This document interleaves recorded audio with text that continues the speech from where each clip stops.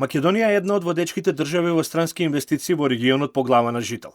Само во 2024 година се очекува инвестициите да достигнат милиарда евра, истакна претседателот на владата. Според Мицкоски, инвестициите кои ги донесе новата влада ќе обезбедат најмалку 600 вработувања, кои пак ќе придонесат за повисоки стандарди на граѓаните, а ќе имаат и директен импакт во развој на бруто домашниот производ. Мислам дека тоа што го ветуваме и тоа што го ветувавме, го испорачавме и повеќе од сето тоа, така што продолжуваме со таа активност.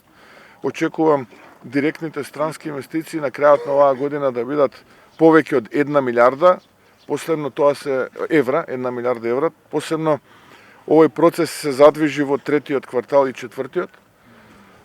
И очекувам да бидеме водечки по глава на жител во регионот, односно се вратиме онаму каде што бевме пред 7-8 години и да продолжиме уште по жестоко и по-мотивирано да работиме. Максималниот број на вработени се очекува да надмине бројка од 600, кога ќе го достигне својот максимум. Така што навистина мислам дека тоа ќе помогне значително во зголемување на бруто домашниот производ на македонската економија. Најава за нови инвестиции има и за новата година.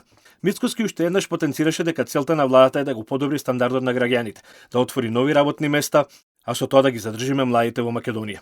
Премиерот Мицкоски очекува околу 2700 нови вработувања во 2025 година, кои ќе бидат резултат на досегашни, но идни соработки со странски компании. Инвестициите се очекува да бидат повеќе од 700 милиони евра. Ставен е камен темелник, привршуваат преговорите, завршени си и така натаму, со странски инвестиции во вредност поголема од 700 милиони евра, кои што ќе обезбедат нови од прилика 2800 работни места. Тоа е директниот импакт, но очекуваме индиректниот да биде најмалку уште толку во делот на компаниите кои што ќе соработуваат со овие странски инвестиции.